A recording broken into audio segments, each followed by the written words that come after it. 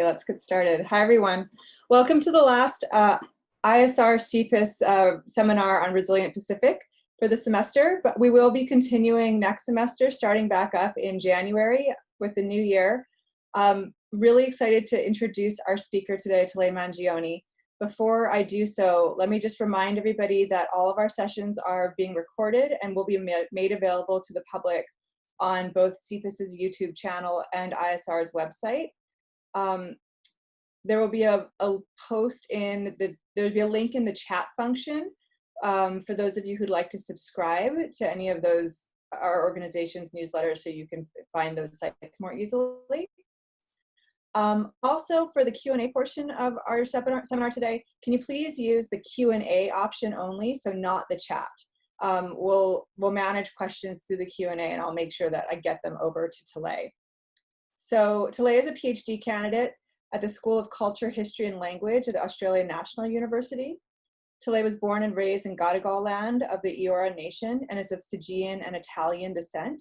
Her current scholarship aims to chart the nuclear-free and independent Pacific movement across Oceania through historical ethnography, weaving archival records and material objects with oral histories of activists and artists. Exploring these stories through creative work, she engages in transdisciplinary praxis through filmmaking. So with that, I'm very happy to turn it over to you, Talei. Thank you very much for introducing me, and Bulavanaka and somewhat warm Pacific greetings from Sydney, which is Gadigal land of the Eora Nation. Thanks for joining us today, and I really appreciate it as a PhD candidate, you know, for you to all take your times out of your busy schedules and listen to me present my research. So before I commence, I'd like to acknowledge that I'm coming to you again from unceded Aboriginal land that is Gadigal land of the Eora Nation, and I reside here. It's my hometown, and I was born and raised on this country.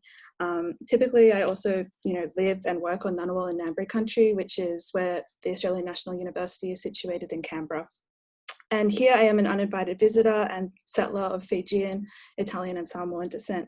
And I tread with respect and humility and wish to recognize the traditional owners of the lands that I stand on, but also extend that respect to all the different Indigenous and Pacific Islanders in the Zoom room here today, and respect those lands that you're coming from as well. So today I'll, you know, be presenting my research, and before I begin, I'd also like to acknowledge that some of the images may be of people who have passed away. So if there's any Aboriginal or Torres Strait Islanders in the Zoom here today, I just wanted to acknowledge that before I continue. I'd also like to thank Dr. James Yuenes for inviting me to participate in the Resilient Pacific series. I was able to go on the Palau Field School with my supervisor, Associate Professor Katerina Teowa, last year, and it was a collaboration between University of Hawaii Manoa and with CPIS and also the ANU, and we were able to take 20 students to Palau. And you know, it just seems like 100 years ago now, but that for me was really transformative in terms of my thinking about my PhD research, how I am as an, you know, educator and a learner as well. So I'd really like to thank Dr. James Yuenes for that experience. It was so important to me. And today, when I was in Palau last year, I was able to do some research interviews with some of the Palauan activists that were there. For example, Sita Moray, Moses Uladong, Santi Ebus and Bernie Keldermans, for example, who were really critical players in the nuclear-free Pacific movement. We talked a lot about the 1980s, which was kind of a peak flashpoint, the Palau issue, I guess, and that was happening over there at the time. But after these conversations, it really made me reflect on, because I have been doing research chronologically in a way, I really wanted to focus on the 1970s in particular for this presentation, to trace kind of the early genealogy of the Micronesian contribution to the nuclear-free and independent Pacific movement. And of course, this is guided by the Palau Field School, but also my supervisor, who is, Ikirabas and Barnaman as well. So I hope you all enjoy that today. And I guess I'll introduce myself a little bit further. Again, I'm a PhD student in the School of Culture, History and Language at the ANU. I work on a few different projects, which you'll probably see reflected in my research. One is on decolonizing the academy through creative methods. We recently made, I'm a filmmaker as well, so I use film in collaboration with Associate Professor Katerina Teoe to try, I guess, and use Pacific ways of sharing knowledge, and that's really important to me. Another project I work on is Pacific Biography in Australia, which is about raising the profile of historic Pacific figures, and these particularly in Australia. And this can be whether it's informal or the formal empire of Australia, and how, I guess, there's a really low understanding of the historic contributions of Pacific people to Australia. So some of the people that I look at the Nuclear Free Pacific movement in my broader work looks at these, contributions as well. And in addition, I have worked with Young Sulwara, which is kind of the contemporary Nuclear Free Pacific in a way, which is a regional movement based in Fiji that has been doing a lot of disarmament work, particularly around the Treaty on the Prohibition for Nuclear Weapons, which is entering into force on the 22nd of January next year. And so we've been doing some work with Pacific states around nuclear justice in a way. And I also work with the International Campaign to Abolish Nuclear Weapons as a research assistant. And so kind of these little different strands of what I do today are really like an extension, I see, of this, history of Pacific Islanders in the nuclear justice space. So again, I'll be talking about the Nuclear Free Pacific movement, or the Nuclear Free and Independent Pacific movement. And I guess for those of you who are not familiar with it, it's basically, to summarize, it's described as kind of the first grassroots regional political movement. It has an interesting history in the 1970s because you see it transform. I guess it has its early roots in what was known as the Adam Committee, which was established in 1970 in Fiji, which was short for Against Testing on Mororoa. And that was led by, the youth in particular, but overseen by the YWCA, which was the women's movement, Fiji Council of Churches, later the Pacific Council of Churches, and also, the Students' Association and the Student Christian Movement. When there was a temporary pause in French testing in 1975, they had decided to do, were already deciding to do a big regional conference of people who were working on anti-nuclear issues for the Pacific, which turned out to be the first nuclear-free Pacific conference in 1975. From there on, they had conferences every couple of years. Another was in Ponape in 1978 in Micronesia, and I'm going to look at that today, especially, and focus on this Micronesian turn, and that's kind of like a placeholder name I'm kind of using at the moment to describe some of the Micronesian contribution.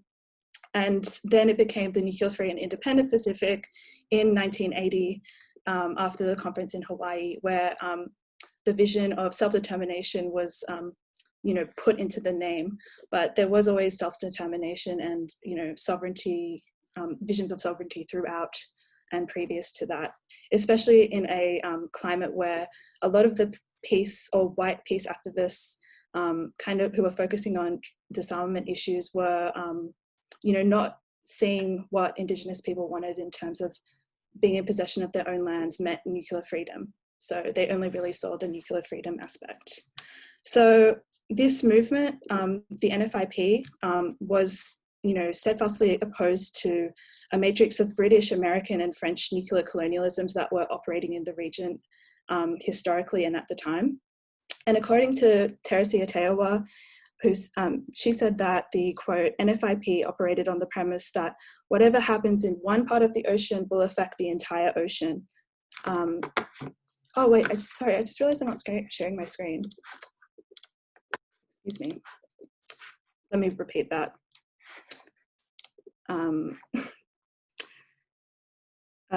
Quote, the NFIP operated on the premise that whatever happens in one part of the Pacific Ocean affects the whole ocean, the continentals living on the edge of it and the islanders living in the middle of it. So today I'm going to chart some of this deeply relational and holistic worldview that was firmly grounded in a place-based regional identity, which was Oceania, and kind of trace these trans-Pacific kinships based on the Micronesian contribution. And here I'm not saying that, up here I'm saying, I guess, that, before 1975, there was a real distinction or, separation between North and South Pacific. And when the Micronesian delegates went to the conference, there was a huge realization that, a lot of people hadn't much idea of what was happening at the time in Micronesia, particularly with the Congress of Micronesia, and people kind of talking about how they were going to be politically represented in the future, whether it be an independence, a commonwealth, territory, or or free association. So that was really important into how a kind of new regional network was established. And I'll also go into some of the earlier Micronesian activism that was happening in Hawaii, but also Fiji, that preceded this date as well. So I guess I'll just start. And I guess you'll see also in my, I'm a filmmaker, so I'm hoping to do a film for my PhD, but I think you'll see in the aesthetics of some of the photos and archives that I use, that I'm really trying to use the aesthetics of the movement as a way of decolonizing this research, especially because I think that, seeing the visuals of, funky islander and native designs, pictures of peoples with afros and bell bottoms, drawing poems and songs, really demonstrate the creative joy that was exuded in Greater Pacific activism at the time. And I know some people would probably say that, I would be romanticizing resistance in a way, but in my opinion, I kind of do that unapologetically because I think it's important to, in this type of storytelling and in our research as Pacific Islanders, is to, subvert tropes of nuclear victimhood, is particularly that are, mobilized by the left in, activist discourses as well. So yeah, using these arts, I'm going to move between, basically try and reveal that how sort of counter networks of empire were in operation, I guess, through what I describe as creative revolution. So I'll begin with Against Testing on Mororoa, the committee in 1970. So as I said, this was established by, the youth student movement at the time, and overseen by, a committee, which, and it was really important because it joined, feminist and women's groups, the churches and the students at the time, while the trade unions were also doing a lot of anti-nuclear activism, but they were a little bit separate, particularly because Adam identified as non-violent. And so here, one of the really important early contributors who identified herself as a foot soldier of the movement, a general student, was Kiribati activist Betty Schutz. And so her story is really interesting because she grew up on Tarawa, and she told me in an interview that, she was told not to be scared if she saw lights in the sky. She was very familiar with like an American military presence in Kiribati. Then she was she moved to Fiji in the 60s, and then later attended the USP when it was established in, I think, 1970. And USP was really interesting at the time because, you know, it was a lot of students from all across the Pacific were coming to University of South Pacific to be educated. And from what I've been told, you know, a lot of radical university lecturers were also drawn to come to the USB since it was a new university. So there's stories of people, you know, being told about, like, being taught Mao's Little Red Book, for example, and being quite radicalized in this space. A really important aspect of ADAM was that it focused on creative education as a way of turning public opinion and educating people about what was happening with the nuclear tests going on in French-occupied Polynesia. So this is what I talk about when I think about, this is what I mean by creative revolution. So there was a real plethora of different, you know, arts, I guess, as weapons to educate people across the Pacific, and particularly, you know, in Fiji. So there was things like every weekend, the ADAM committee would busk outside the shops in Suva and, you know, fundraise with like a coin bucket and, you know, tell people about what was happening. They would write to the newspapers. They would hold concerts and shows, and folk at the time was a really big thing. They would hold variety shows where people would, the idea would be to bring the talent, to bring the people to the show. You would use talent to, you know, coax people in. One of these even, you know, a funny story that I've heard from Gift Johnson was, you know, a man, you know, an Indian man who said that, like, what he could contribute for the nuclear movement was he could, he used to make puri on the side of the street, and he could put his whole hand into like a burning, you know, like a burning dispenser of oil to show like that was his talent that he wanted to contribute. And they were like, sure, go ahead and do it. So it was quite eclectic how they were drawing people in and then educating people about the nuclear test in Mororoa. Like I said, Betty Schutz was really at the center of a lot of this activism at the time. One of the things she did with her partner, Chris Plant, who was, I think he was at the USP at the time, was that she would drive around the villages in Viti Levu, which is the main island of Fiji. And at the time, like now it's from Nadi to Suva, it's like 3 hours to get from one place to the other. But at that time it was, you know, 6 hours, really bad road, all this type of thing. And what they would do would be perform skits to the general population and using humor as a tool to educate people about what was happening in Mororoa. So I'll describe one of the scenes that I've been told from Gift Johnson. So in one of these scenes, there's a Fijian family and they're sitting for dinner. And there's a father who's really conservative. There's the mother who kind of really, you know, loves her daughter and, you know, is kind of neutral. And then there's the daughter and she's really playing into this whole like USP, you know, student radical type of thing. And pretty much she wants to tell what, like her father, what's happening with nuclear testing.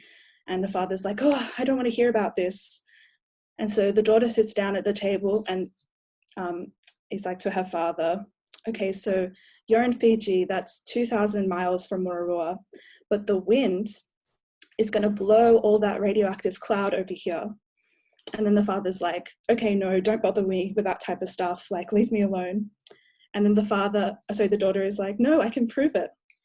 And so the father says, how will you prove that? And so the daughter puts a dish of shaving cream in front, and this is meant to be this like huge lemon meringue pie, and puts it on the table. And she goes, here's your dessert. And then says, but Dad, what do you think will happen when the bomb goes off? And the father says, I don't know. And at that point she gets like a huge dala or like a root crop or, you know, taro, and then drops it down into the meringue pie. And it's slapstick, so it goes over everyone and like covers everyone from head to toe.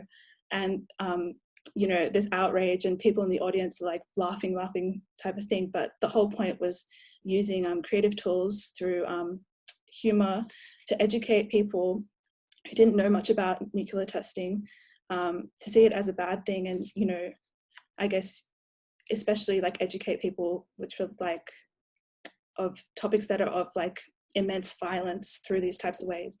And so in a way, Adam really changed a lot of the public perception of what was happening with the French tests, and an early contribution of Betty Schutz was is really important to acknowledge there.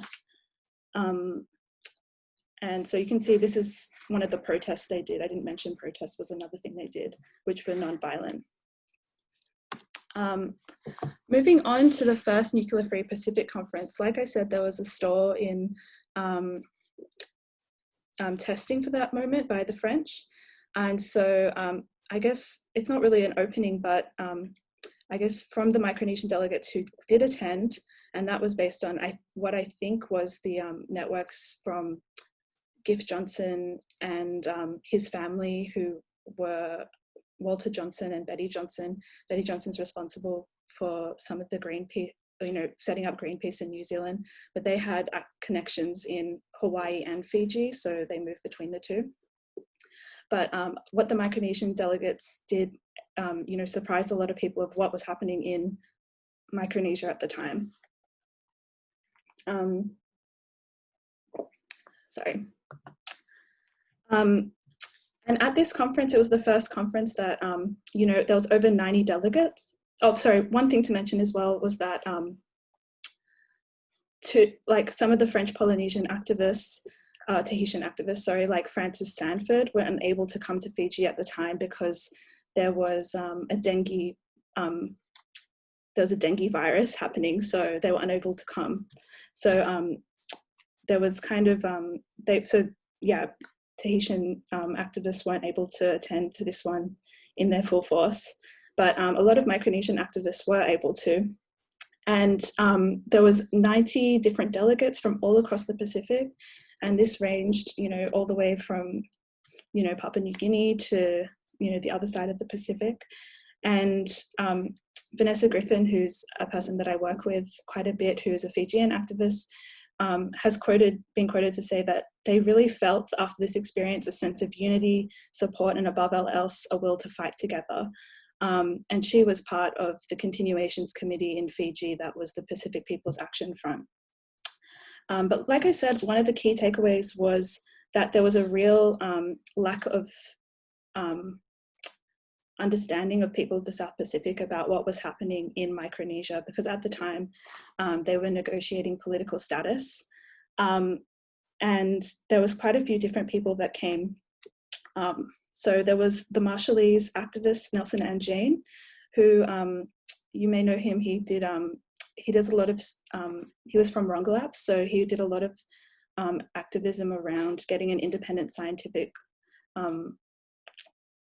committee basically coming to Rongelap instead of the Americans, and they had been affected by nuclear testing in the Marshall Islands. There was Palauan activist that's featured here, and he was one of the people I interviewed in Palau, called Moses Uladong. And here he's with Amalia Rokatuhivuna, who was, you know, the chair of that conference, actually, of the Nuclear Free Pacific. There was Dino Jones from the Marianas, and there was Carl Joes from Guam. But the person who really captured the attention of a lot of the conference was a school teacher by the name of Martin San Nicholas, and he was from the island of Tinian. Now, at the time, you know, Moses would have explained the history of, you know, US military testing in Micronesia, you know, things like CIA, Saipan, or organizations in the 50s and 60s and current status. But what Martin did was that he drew everyone's attention to the island of Tinian, which at the time, there had been a lot of news. He had led students to protest against the recent, I mean, there was a, how do I explain this? There was a recent, you know, plan by the United States government to take over Tinian and have a massive military facility be constructed there. And this was kind of part of, they were going to do a plebiscite without proper education, without like telling the islanders themselves of, you know, what the military base would mean. And it was during the time where the United States were trying to separate the Marianas from the rest of Micronesia at the time, and opt for a Commonwealth as well. And a lot of this, what he said, he was interested in, he knew the military was bad. Specifically, he mentions the history of Nagasaki and Hiroshima and the nuclear bomb explosions there. So he knew that the military was, very much dangerous and didn't want that to happen to his own home island. And I'm not exactly sure how he was invited to the conference, but he really captured the hearts and minds of all the participants at the conference. And so what emerged from this conference, which was really interesting, was firstly, I'll mention a treaty for the nuclear-free Pacific zone, which included at the time all of Micronesia, French Polynesia, and Australia, which now we know, isn't part of the South Pacific nuclear-free zone. And another thing that is under-acknowledged from this conference, I suppose, is that immediately after they funded a Micronesian delegation to go to the United Nations in New York City. And so this is where Martin St. Nicholas from Tinian was able to represent the Nuclear-Free Pacific Conference before the UN Trusteeship Council, and asking for UN action to delay a plebiscite that was scheduled for June, and to allow for more voter education. And he was taken by, who also attended was Moses Uladong from Palau, another person who was, activating around, political status and Palauan sovereignty. And then there was also another person from the French territories who was Dewa Garode, who's like very prominent, Kanaki activist. It was part of Group 1838. And then also Cheryl Buchanan, who was a Gawama woman, Aboriginal woman from Australia, who was did a lot of really important lands rights activism at the time. So the Micronesian delegation was supported by other, Melanesian peoples as well. And of course, they were chaperoned by, or taken by Gift Johnson, who was kind of like the supporter in all of this, because he was an American himself. And so this delegation was, really quite an interesting experiment of trans-Indigenous solidarity at the time, where the youth were literally, told to go out and speak to UN officials and delegates. And haven't got the full story just yet, but that was a very important moment for a lot of these people. So again, just reiterating that this conference really bridged North and South in a way, and there was a lot more consciousness from there on about what was happening in Micronesia, and it established really important creative networks. In addition to 1975, the Nuclear-Free Pacific Conference, there was also the Pacific Women's Association and Pacific Women's Conference of 1975 that was organized by Fijian Vanessa Griffin and Amelia Rocktawuna and Claire Slatter, which also brought down Salvador Catosang from Palau and Georgia Bam from Guam. So there began being women's connections as well around nuclear freedom as well from there on. In addition, after this, when I'm speaking about creative revolution, a lot of people who were involved in the Nuclear-Free Pacific Conference were began writing their own alternative media news sources. So what you saw after, and they kind of spanned all across the Pacific, and they were addressing Micronesian issues. And I'll later focus on Palau, but I'll explain some of the ones that were made. So Cheryl Buchanan, like I said before, she came from Melbourne or Naarm in Australia, and she was in charge of the Black Resource Centre, and, quite radical for the time, but was, telling people about what was happening with the Trust Territory. Same with Pavai, which is Vanessa Griffin and Claire Slatter's anti-colonial newspaper that came from Fiji in the late 1970s. That was educating people about Micronesia and also other regional issues.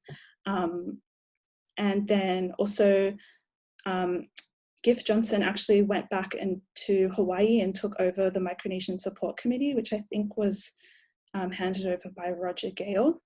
But, you know, he was also assisting in terms of some of the regional information and networking, and, you know, they all communicated with each other and sent things. And if you know anything about, you know, Pacific poetry or, you know, poets or creative arts at the time, some of the people who were writing articles for these magazines or these newspapers were, you know, by the likes of Lionel Fogarty, Vanessa Griffin, Dewa Gorode. Like, if they are, you know, some of the most important poets and creators in our region. So it was really interesting how there was kind of like a meshing of activists and also, you know, artists, and often there were like poems and different pictures and images in these types of magazines. But I guess like, as I said, you know, there was a real acknowledgement of what was happening in Micronesia, but at the time, and this is based off some of my research in Hawaii archives, thanks Stu Dawes for all your help from UH Library, but there was a long history of Micronesian activism, particularly from the 1960s and 1970s.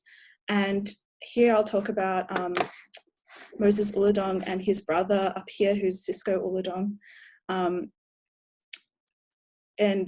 Pretty much from what I understand, is that Micronesians were given scholarships while part of the Trust Territory, and, you know, made to go overseas to either the continental United States or, you know, Hawaii in particular. Hawaii was a really important hotbed of Micronesian activism. And the idea was, I mean, you know, in typical development type of fashion, was like, if you give, you know, these people the scholarships, then they'll become more, you know, attuned and I would like to admire, I guess, the United States. But for a lot of people, the complete opposite happened. And here I'll kind of talk about how there was a genealogy of, I guess, Micronesian activism with a focus on Palau, you know, in Hawaii before 1975. So people like the Uludong brothers, for example, you know, Moses in one of the interviews told me that when he first got to Hawaii, where he was studying at Chaminade, I think that's how you say it, and you know, Cisco Uludong was at the East-West Center and studying journalism. He took his brother, or Cisco took his younger brother, to a anti-war protest. And this is just one of the small stories that I've found, but I find it really interesting and kind of funny at the same time. But he took him to one of these anti-war protests, and him as a Micronesian student got up to the podium and began burning his visa, which was meant to, you know, replicate the draft papers that students would burn when they were told they had to go to the Vietnam War. And so he did this, and then the next day it ends up in the Honolulu, I think the Honolulu Advertiser it was, you know, big headline being like, Micronesian student burns his visa papers, you know, blah, blah, blah. And so, you know, a huge scandal. And then the week following, because, you know, Cisco Uludong was a journalism student, he ends up, you know, writing a letter to the editor and saying, you know, I am that student, and, you know, it actually wasn't my visa paper. I was burning a blank piece of paper in solidarity with, you know, my brothers who have been like forced to go to war. And, you know, whether he burnt his visa paper or he burnt a blank piece of paper, like, what I find fascinating and amazing about this story is that, you know, journalism students were, you know, using what they were taught at university against the empire, complete opposite of what they were supposed to be doing. So the Uludong brothers were both journalists, and they kind of became involved in a lot of student activism around the, you know, political status negotiations, particularly education around what they wanted for Micronesia, whether it be independence, free association, territory, et cetera, et cetera. So here you can see an early protest from, I think, 1971, which was found in the Young Micronesian. The Young Micronesian was a really important source, and it was a student newspaper that was educating, you know, Micronesians in Hawaii about some of the things going on, or political plays in these negotiations at the time. And a huge, I think they were, if you read, there was another activist from Palau called Roman Bedor who said, who said that they were given this thing called the Solomon's Report, or a classified document of the Solomon's Report. And so in a way, political leaders were using young activists to, share information that maybe they couldn't share themselves. So one of their huge additions was when they released a classified document, which was the Solomon's Report, which pretty much said that Micronesia, they wanted to stay in permanent, it was part of US policy to make Micronesia in permanent relationship with the United States, rather than what they had promised when they were a trust territory, when they became a trust territory, that eventually Micronesia would get independence. And, this was also, development and, pouring money into Micronesia was a way of, gaining compliance with, the local population. So these two people were really important journalists in critiquing the government officials, and also like pro-American people, and building understanding. And in some of the volumes I've seen that I thought was really interesting was, being in Hawaii, there was a collective understanding that they didn't want Palau to become the next Waikiki. And I think at the time they were also mixing with a lot of other, activists. Like I've heard that people like Roman Budor went to Kalama Valley in the early, I think it was early 70s or late 1960s, I'm not sure the exact date, but, standing in solidarity with Kanakamali activists, which is super interesting. Another really, and this is important in terms of Palauan activism, this is after 1975, was, which really built confidence, and in terms of activism and of what they could do after, you've already seen a lot of the powerful things they did already with the student newspapers and things like that, was they really assisted or made this issue of the Palau Superport, which came about in 1976. It became a local and international campaign through some of these regional networks.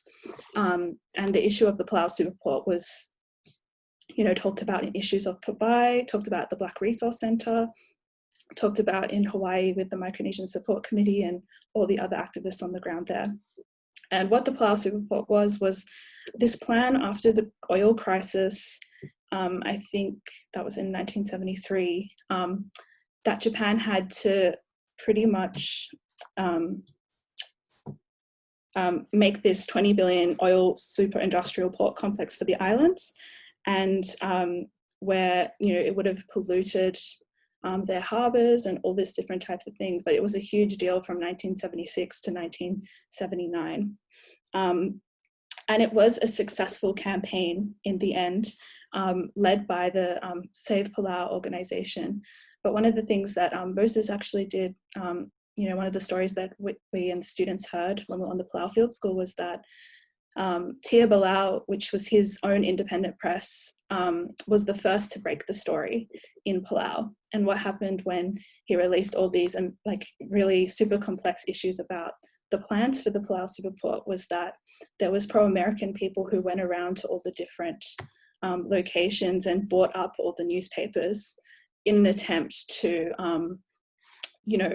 not get this information out. And so you see that the Indigenous press was a very powerful tool indeed, and seen as quite a big threat. And that couldn't really stop them, because in the end, the Palau Superport ended up being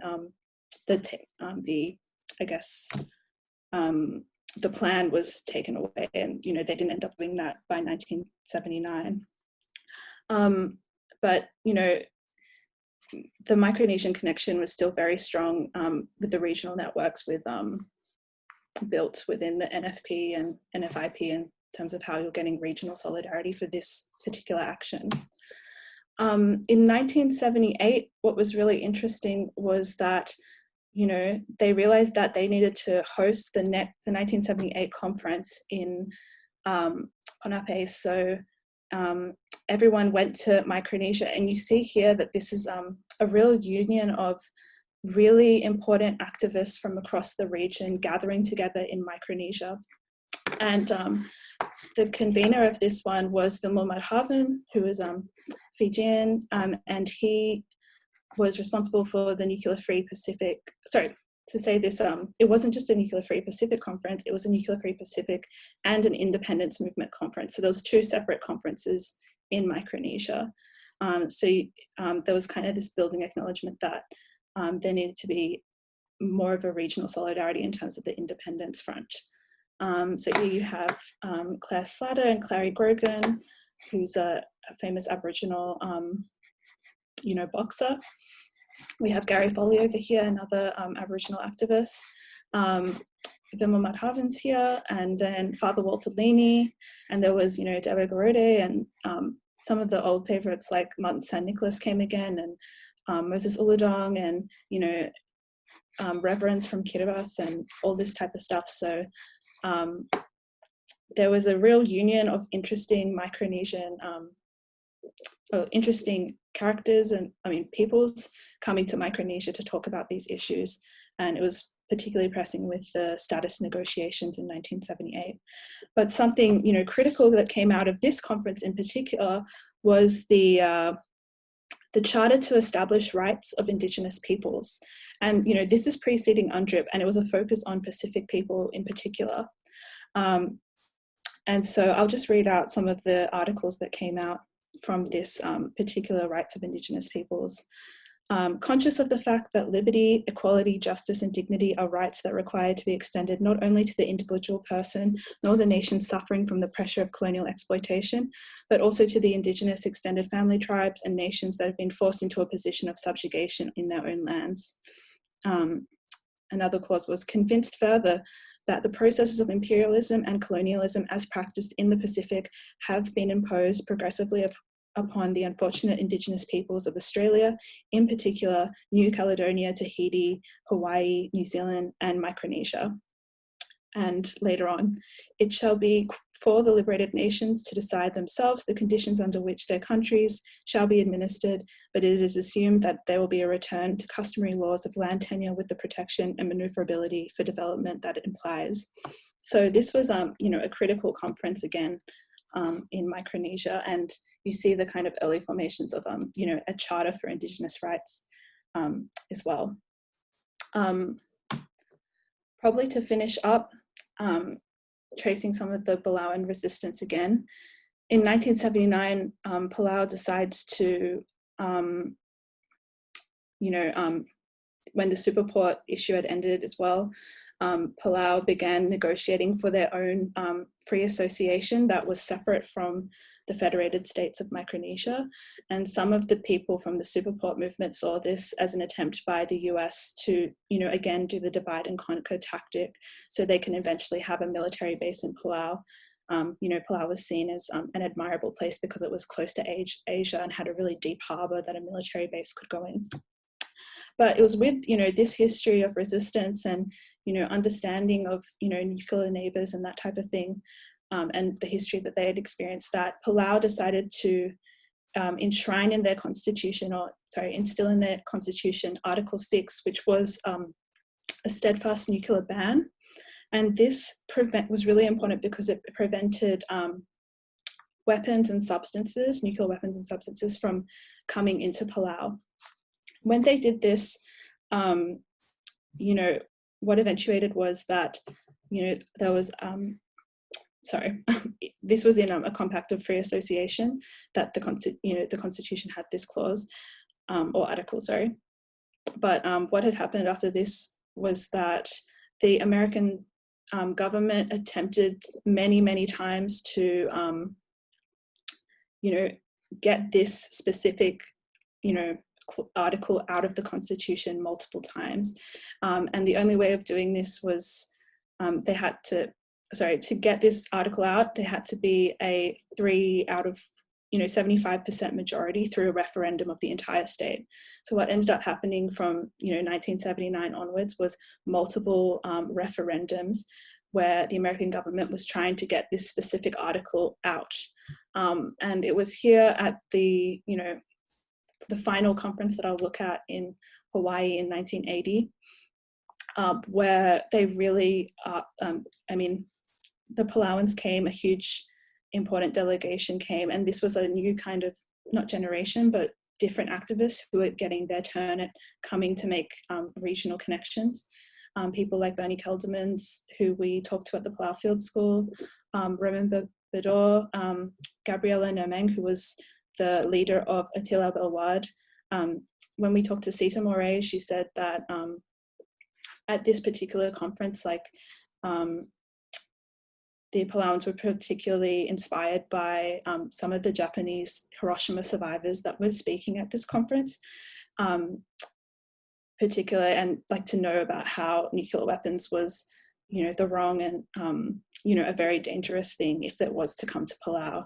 And so they really gained more regional solidarity and made very important connections from this conference onwards, which we see into the 1980s if you turn to look at the nuclear free and independent Pacific in the 1980s.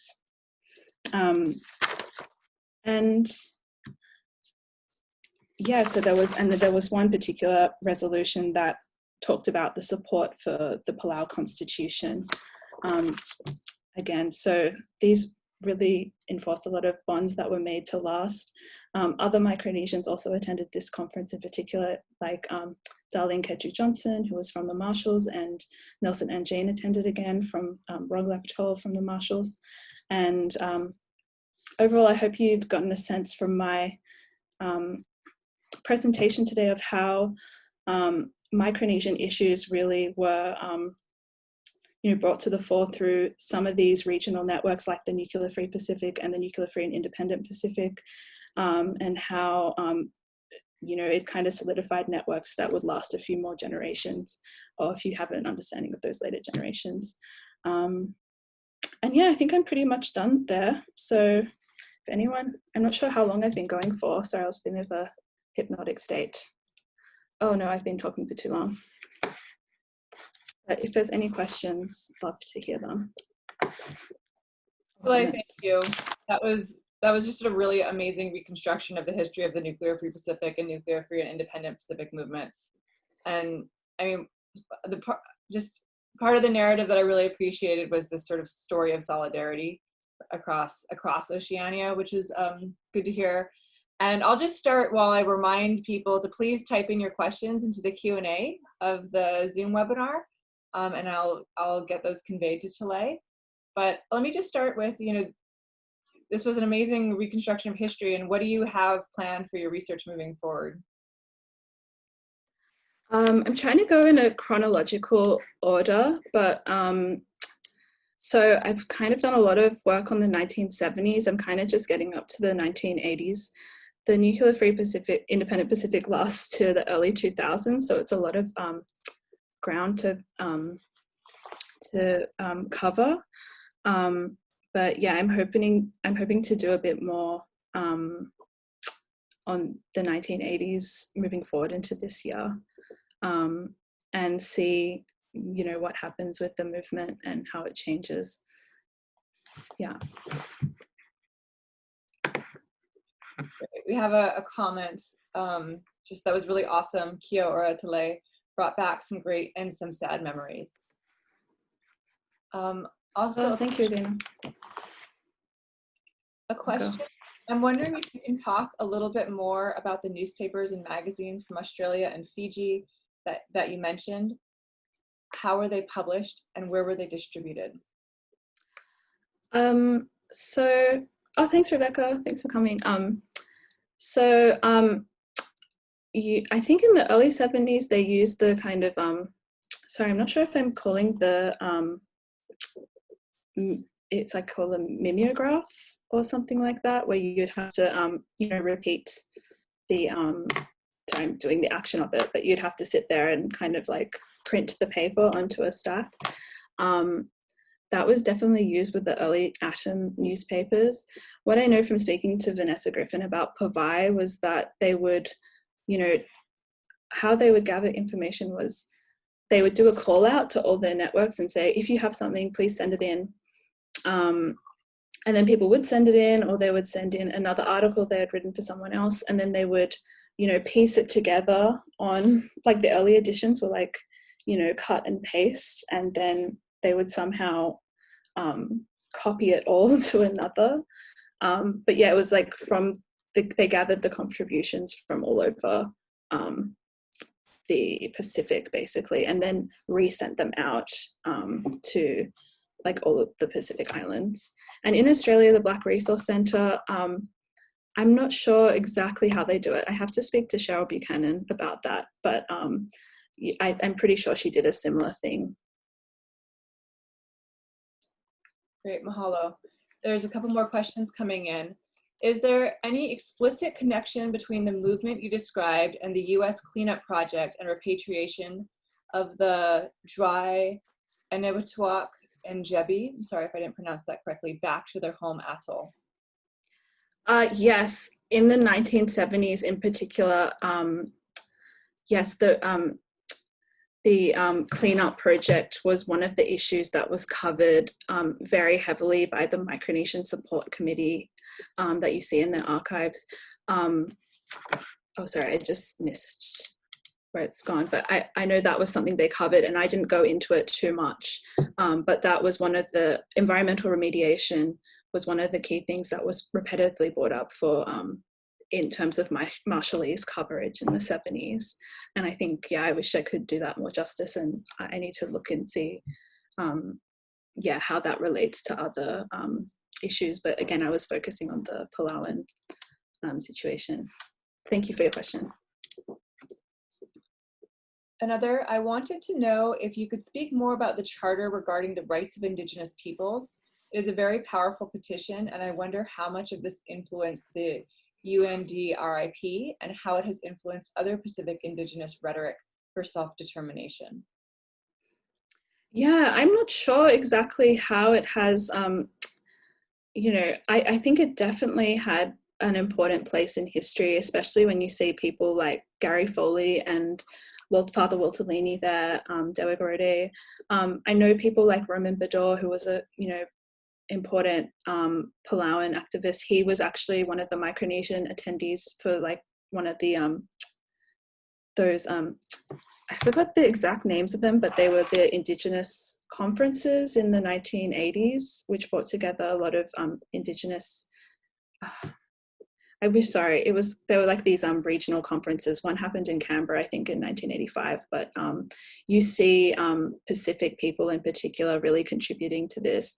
And also a lot of, especially Micronesian, Kanaka Maoli, French territory, people from French territories, and yeah, also Aotearoa as well. Thanks, Kristen, for coming and asking me the question.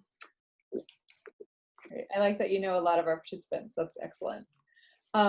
Another question, what elements of solidarity and regional cooperation from the 1970s do you see sustained in present-day anti-nuclear and other movements in Oceania? Do you see any loss of solidarity and regional cooperation today as compared to the histories you examine? And actually, can I add my own question onto that, because I think there's some other complementary. I'm also wondering, in the recent US, you know, quote unquote pivot to the Pacific operations, whether this helped to recatalyze any efforts to limit US military presence in the region. Okay. Yes, I think a lot of the activism that I'm, you know, connected to is to do with the Treaty on the Prohibition of Nuclear Weapons. And you can see a lot of Pacific states, majority of Pacific states have signed that treaty, and it's a categorical ban on nuclear weapons. And there has been a lot of like grassroots activism around that in Fiji that I'm aware of. But of course, America is really against that specific treaty, but what's important about it is that I guess it's kind of like establishing a new norm by, you know, non-nuclear armed states to present that. So I guess, yeah, in the present day, that I think that has a big effect in terms of considering how they're attempting to limit US interaction. Like that, I guess around implementation and interpretation of that treaty will be really critical, and how those states in the Pacific relate to the US. Like, I think it will be an interesting job to see how that will limit the US in a way, because at this point they've tried to convince, US has tried to, you know, convince smaller states to pull out of that treaty because they see it as a particular threat to their nuclear armed vessels and that type of thing and presence in the world and across the Pacific. So yeah. Oh, and then sorry, in terms of what elements of solidarity and regional cooperation, what elements of solidarity and regional cooperation from the 1970s do you see sustained? Yeah, I feel like these, the contemporary Young Solwara and One Solwara movements are, you know, they're not by the same name of Nuclear Free and Independent Pacific or Nuclear Free Pacific, but a lot of the people like Vanessa Griffin, for example, are mentoring those, you know, young people with their experiences in nuclear justice work, which is really important. So you see legacies of mentorship, which are really important. I do think there's kind of like a lack of, or like a kind of loss of awareness of people in French Polynesia, in some of the regional movements a little bit more because of like Anglophone and Francophone differences compared to what I was seeing studying in 1970s and 80s. Yeah, I think there's still legacies, I guess, of those particularly, and I think it's something that should be addressed and, you know, connected to, especially if we're approaching these topics of victims assistance and environmental remediation with Treaty for the Prohibition of Nuclear Weapons. Oh, yeah. I think we can squeeze in one last question if that's okay. So, comment of wonderful presentation, mahalo. Have you come across and will you examine the special connection of Palau and Micronesia with Japan because of the colonization of Micronesia by Japan from World War I to World War II? Many of the leaders were part Japanese and also spoke Japanese. The Japanese anti-nuclear movement and the Japanese Socialist Party in particular raised funding and helped promote the travel of the Micronesians to speak of their struggle against US nuclear program in Micronesia. Mahalo, Daviana, and thank you so much for coming. I actually got to interview Daviana when I was in Hawaii earlier this year, and yeah, she's such a blessed resource, and I was really hoping to cover some of the Palau and Micronesia and Japan connections, which, you know, after you alerted me to, I spoke to one of the people who study environmental movements in my university and has done a little bit of work about Micronesian and Japanese solidarity, particularly in the anti-nuclear movement.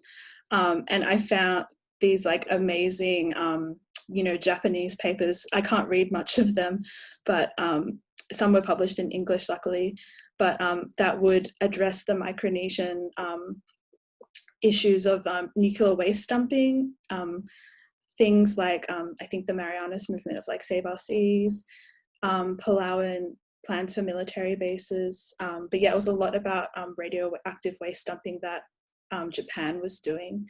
But I know that you know, from when I talked to you, Daviana, there was you know, you went to Japan to one of the ANH bomb conferences in the 1980s, and you know, as a Kanaka Māori and with other Micronesian delegates, but I really hope to explore that a lot more, because that I think is a really important kinship that lasts today, where you see a lot of, yeah, I guess relationships and sponsoring of Micronesian people to Japan or like Marshallese people to Japan for, you know, the day of the Hiroshima Day and that type of thing. So yeah, thank you so much for coming, Devian. I really appreciate it. We're at time, so I think we better wrap. But Talei, that was so interesting. Thank you so much for making time to be here. Really appreciate it. And we're just getting more comments into the Q&A, just really mahaloing your presentation and just really appreciating your work. So thank you for being here, and thanks everybody for joining us. As I said, this is the last seminar of the semester, but we will restart the seminar series after the new year, continuing in our theme of Resilient Pacific. And I really quickly want to thank my co-collaborator, Tara, who's on here, but his video is off, and as well as James and Aida, who have been doing so much of the legwork of making this seminar possible. So thank you, everybody, and see you in January. Bye. Bye, thank you.